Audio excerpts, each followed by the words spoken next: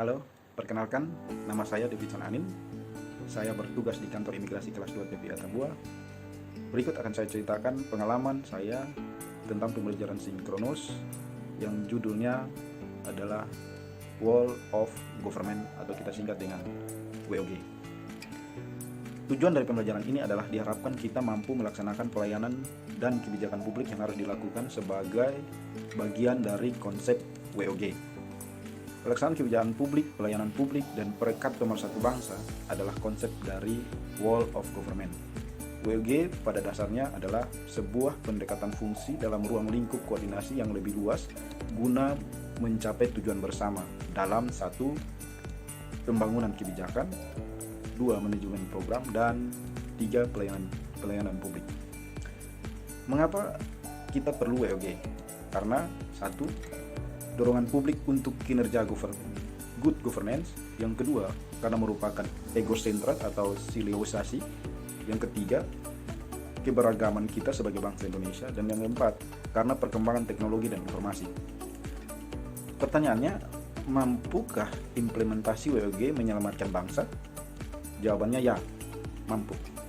Kita belajar dari krisis ekonomi 1998 dan krisis ekonomi global 2008 di Indonesia, di mana kedua krisis ini merupakan konsekuensi dari ekonomi global karena adanya ketergantungan ekonomi dan finansial antara negara-negara di dunia.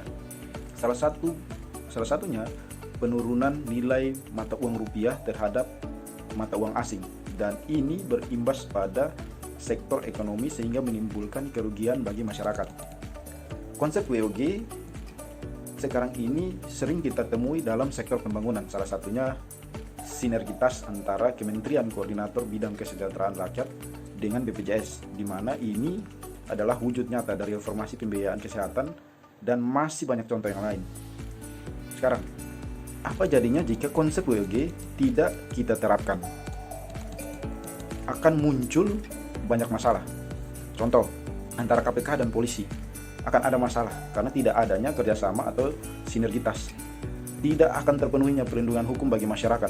Karena apa? Karena ego sektoral kita kedepankan. Hingga akhirnya ini semua akan berpengaruh pada pelayanan publik, mulai dari efisiensi pelayanan, tumpang tindih, hingga ego sektoral tadi. Sehingga harus ada perubahan mindset, di mana satu, kita semua harus berubah bahwa kita semua adalah pelayan. Yang kedua, jabatan kita adalah amanah. Dan yang ketiga, wewenang kita adalah peran penting.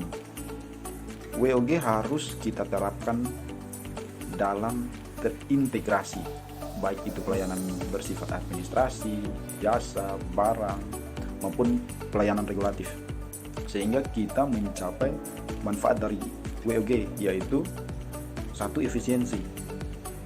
Kemudian yang kedua, sharing informasi. Yang ketiga, lingkungan kerja yang kondusif. Yang keempat, kita mempunyai daya saing.